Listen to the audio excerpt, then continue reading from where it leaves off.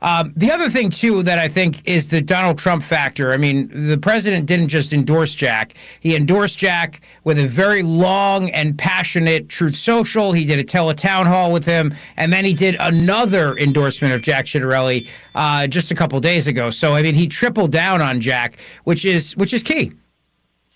It was, and I think that a lot of people that don't interact with Trump world like you and I have had an opportunity to do, Rich, they don't understand, and maybe they don't trust us when we say it. Trump is extremely invested in winning in New Jersey this year. He very much thinks of it as a second home.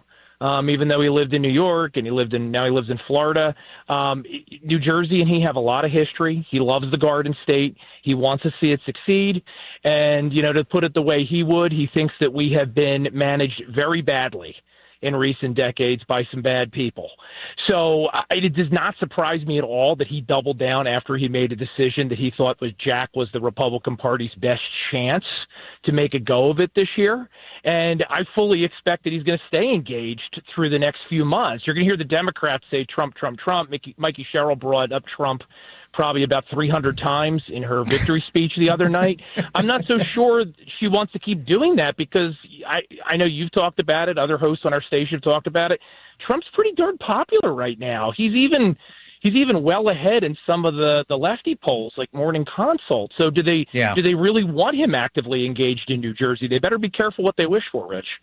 Yeah, and Mikey Sherrill, the Ciattarelli campaign has already, with their website, Mikey Made Millions, and they break down all the money she's made on stocks.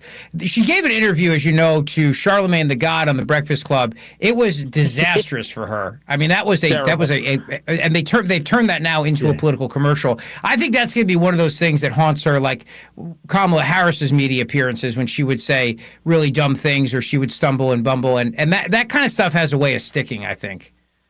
I don't think most of the audience has had an opportunity to really interact with her yet. Maybe they've seen an ad by accident watching YouTube during the primary.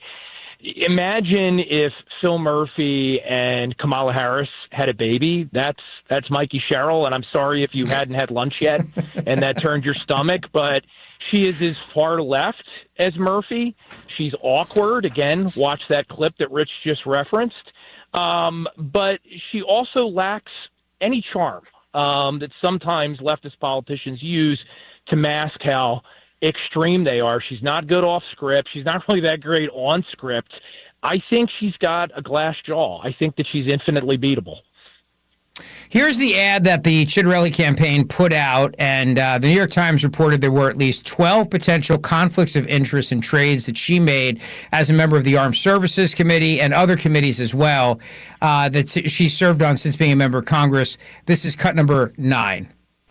As a member of Congress, Mikey Sherrill made millions in the stock market. You made millions on the stock market, tripling your net worth while you were in Congress, and you were fined for unreported trade. What do you say to that? Trading hundreds of stocks. We don't trade individual stocks. Tripling her net worth. I think we made money. And while Cheryl got filthy rich, she didn't play by the rules.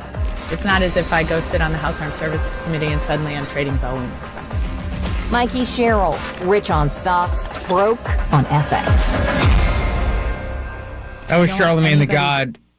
In that, and the thing about that, Matt, too, is that whole that's the moment that I think will haunt her in this campaign.